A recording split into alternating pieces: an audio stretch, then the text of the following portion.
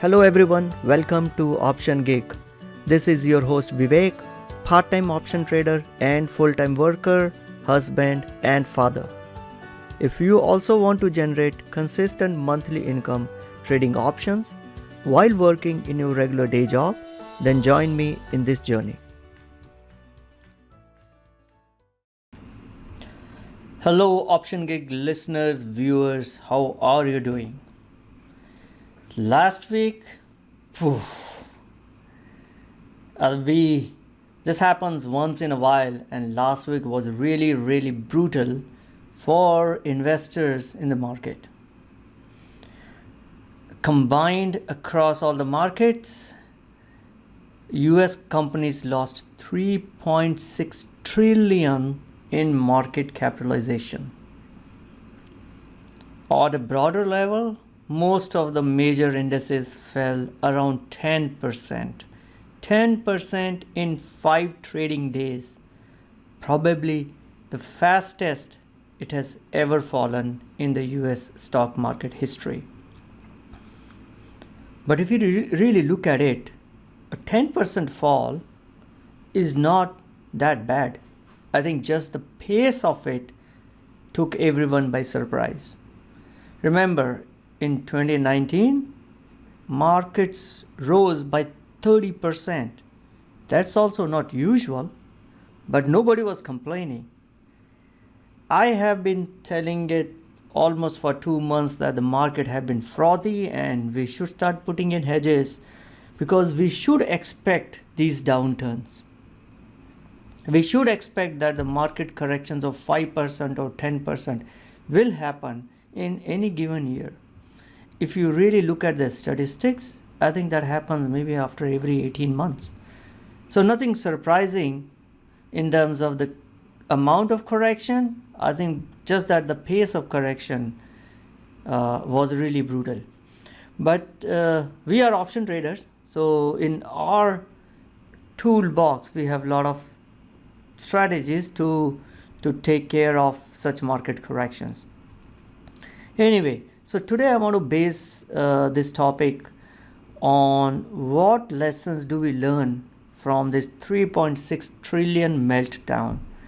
So I had covered, I think a while ago, if you go to my YouTube channel, you look for how to set up a profitable option trading system. I had covered some of these concepts already in that, but in this webinar, I want to specifically focus on some of those elements that would have prevented you from huge losses, or that would have helped you in reducing the losses that other investors might have seen in the market in last week. Okay, so what lessons we learned from those 3.6 trillion meltdown? Let's dive right into it. Number one, again, I cannot emphasize it enough. I have been talking ad nauseum about it. Small position size. Position size is the king. It is the most important commandment for option traders. If you cannot internalize this, I think you could just leave this webinar and leave option trading for good, because either you leave option trading or market will force you to leave option trading if you cannot internalize this concept. If you are too much worried about a position, if a particular trade is keeping you awake in the night, the reason is that your position size is too big for your portfolio. Trim it down.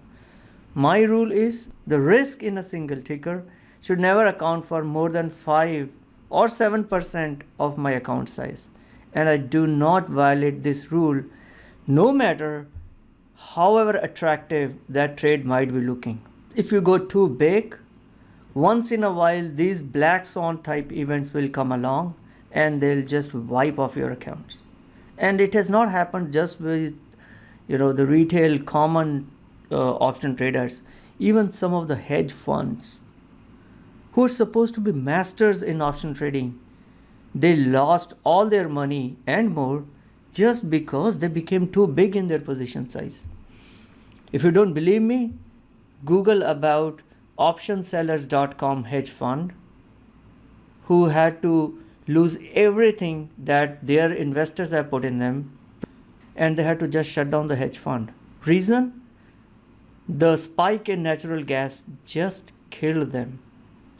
Most of their portfolio was concentrated in one single ticker, which is natural gas. They made money as long as it cooperated. One black swan event came and option sellers were wiped off. These are the people who have gone to big business schools, but if they're not able to stick to the position size, if they're not able to control their greed and have gone too big in their position sizing, market taught them a lesson. So please, my plea to you is, if you want to stay long, if you want to continue trading options, make sure you always keep your position size to the amount which is comfortable to you. For me, 5 to 7% is my cardinal rule, and I never break it.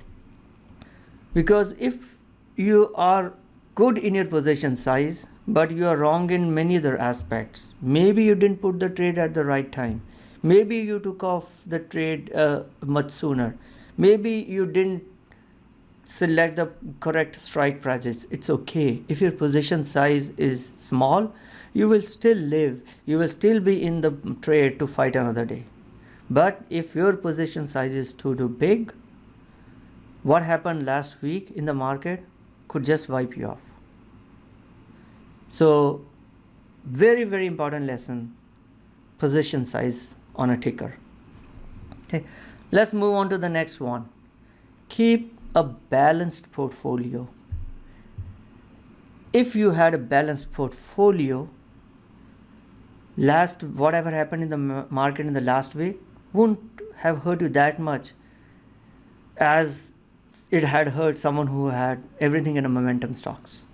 Some of those momentum technology stocks fell 15%.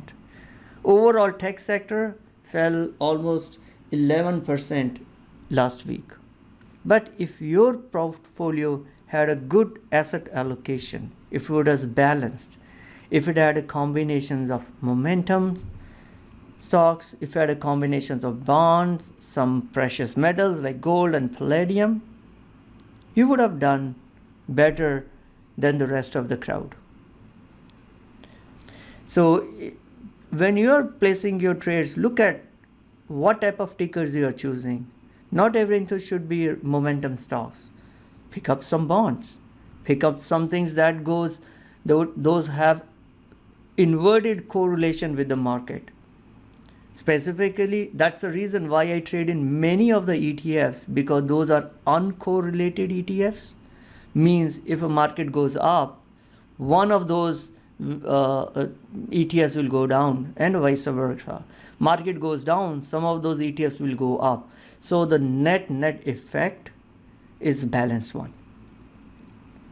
I want to reduce the volatility in my portfolio, and having a balanced asset allocation will help you that. Okay. But balancing your portfolio doesn't mean only the asset allocation. Conventional financial wisdom will stop right here, because all you do in a conventional financial investment is buy stocks, right? And you could buy stocks, then you can only defend your the balance in your portfolio by looking at what type of assets you are owning. So your asset allocation is the only way to keep a balanced portfolio. But as an option trader, there are other things that you can do to have a balanced portfolio apart from just looking at the asset allocation. So let's look at some of the other things. The direction. So as you know, we can profit from trades which are either bearish or bullish. We can trade in either direction of the market, or we can trade neutral. That's not possible in stocks. You can't trade neutral in stocks. Most of the people, when they trade in stocks, your outlook is always bullish. Means the market is gonna go higher. So if market goes lower, you just lose everything. But for options, it is possible for us to trade a neutral direction. Okay. So second thing is, in terms of having a balanced portfolio, means you should also have a balanced directional trades. Not all of your trades should be all bullish. Not all of your trades should be bearish. Keep a balanced set of trades. When I start, most of the time I trade neutral because that's what my outlook always is. I do not know where the market is gonna go. So I will trade mostly neutral. In case if I have a very specific sense that a stock will go high, then I will do directional trade bullish. Or if I have some sense that a stock has already have a lot of run up, like Tesla had a few weeks ago, like Virgin Galactic had last week, in those cases I will do bearish trades, but those are very limited number of trades. Mostly I will trade neutral. The beauty of trading neutral is that if you enter a phase like last week, if you were just neutral, you have lost less money than if you were only bullish. So make sure you have the directional trades that you do does not skew your portfolio in one particular direction, either bearish or bullish. Make sure your trades are balanced properly in terms of direction. The portfolio beta weighted delta, PBWD, is not very high as compared to your portfolio size.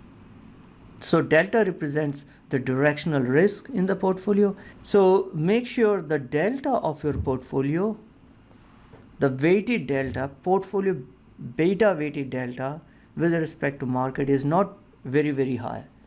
Because if it is very high compared to your portfolio size, you will make a lot of money when the market is going up, and you will lose all of it when the market turns against you.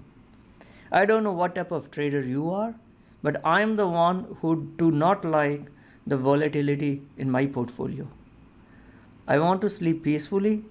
Options is my side gig along with my full-time job. I do not want options trading to keep me awake at night. That is why I do not do those risky trades which will either fetch me millions or I will lose my house. I don't enter into those trades. My idea is to make sure my portfolio grows slowly and steadily rather than hitting once out of the park and then losing everything else later on.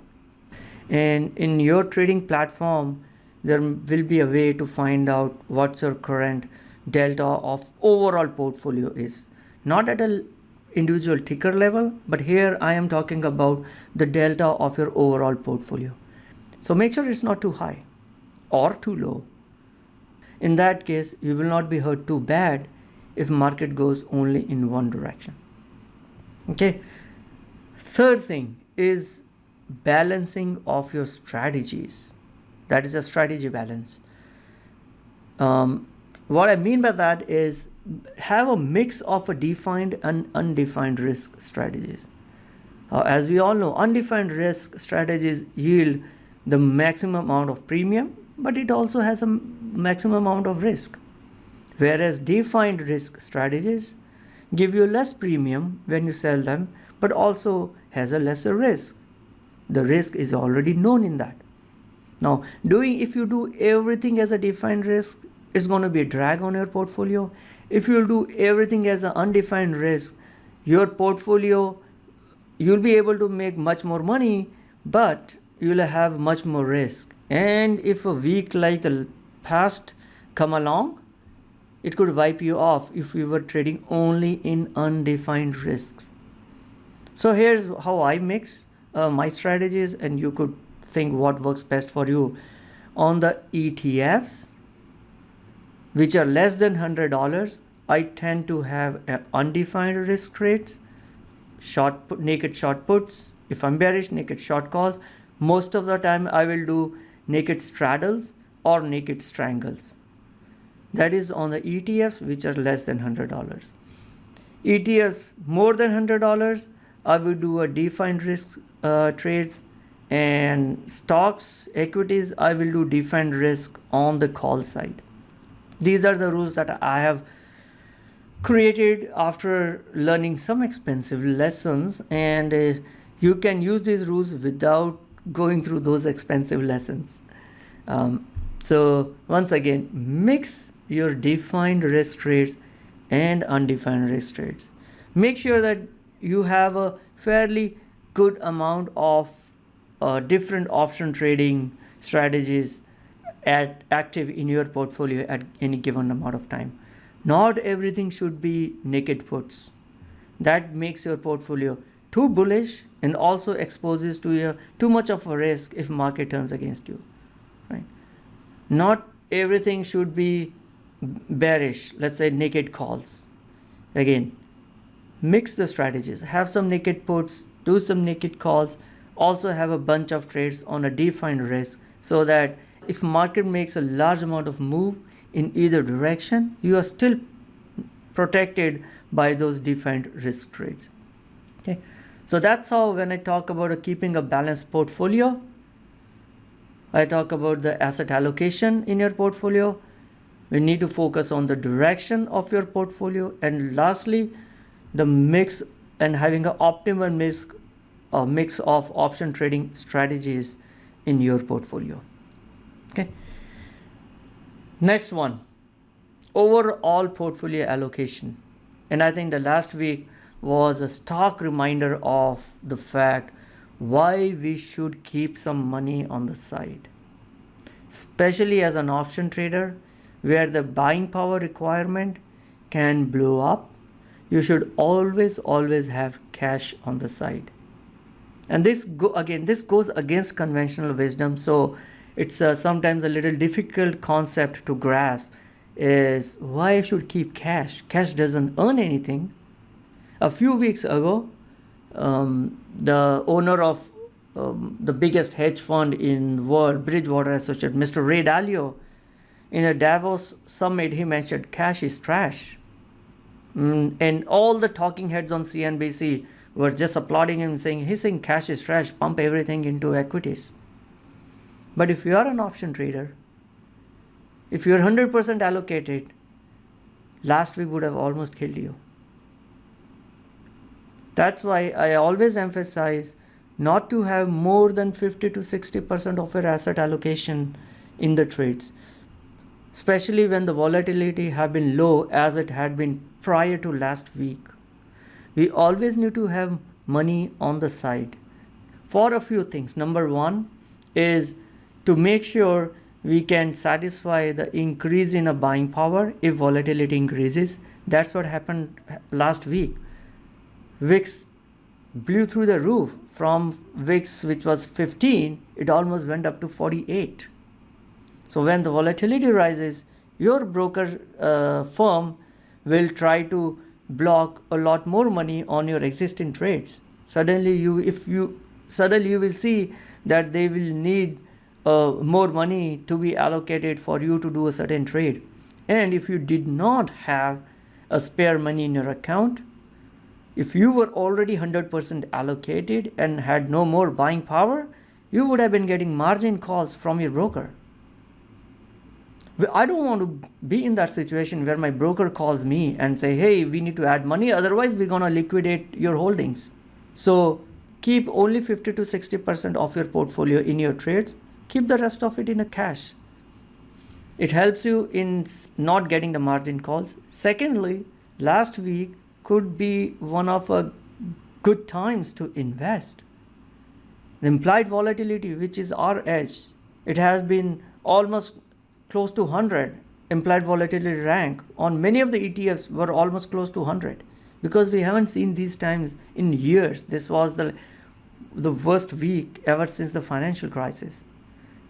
And the puts were so expensive that it could turn out to be a perfect time to sell a put, because premiums were super rich. But if you do not have a money to make use of that opportunity, then you're out of luck.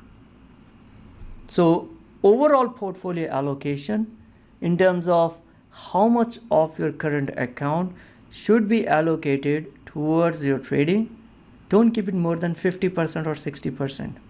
We need this extra money on the side to ride through these unexpected downturns that we saw last week.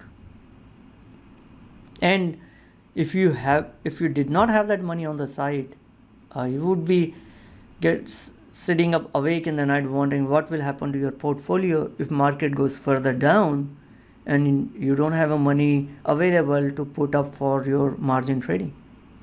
So always keep that money on the side. Like I said, it might seem a little counterintuitive, but having money in cash will protect your account and will allow you to generate higher returns than if you were 100% allocated, because you will not getting into those margin calls. Your broker will not liquidate the positions that you do not want to liquidate, and hence you will be able to generate much better returns than if you were 100% allocated. So always focus on how much of your overall account is invested in option trading. Okay. Keep an eye on that number and make sure that you always have some spare money on the side.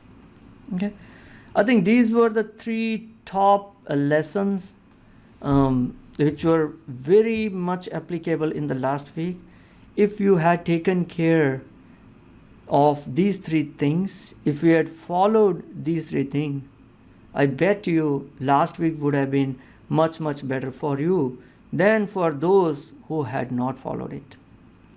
Alright, so finally, takeaways. Position size.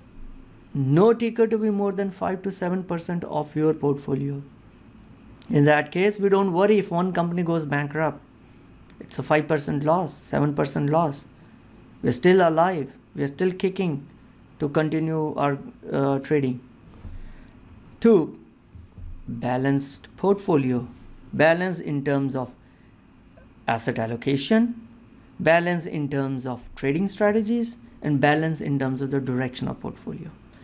Lastly, overall portfolio allocation means of your total trading amount, how much is currently allocated to your option trading. Keep an eye on that. Make sure you always have a spare money, spare change in your account to take care of increase in volatility and hence increase in buying power, and also for this opportunity, wonderful opportunity that is presented to you in terms of high volatility. So keep that money aside either as an opportunistic way or as a defending mechanism against the increase in buying power. Okay, I hope all this helps you. If you have any questions, email it to me at optiongig@gmail.com or send in your comments through my YouTube video. Well, thank you very much, and I hope the next week turn out to be better for all the traders across the world, but we will see. I have no opinion on what's gonna happen, but as an option trader, we have the tools in our toolbox to trade in every type of market. So I wish you good luck, happy trading, goodbye. Please note that all the information presented is purely for educational purposes and is not a financial or investment advice. I don't know you, you don't know me, so do yourself a favor and don't invest or trade solely based on what you hear.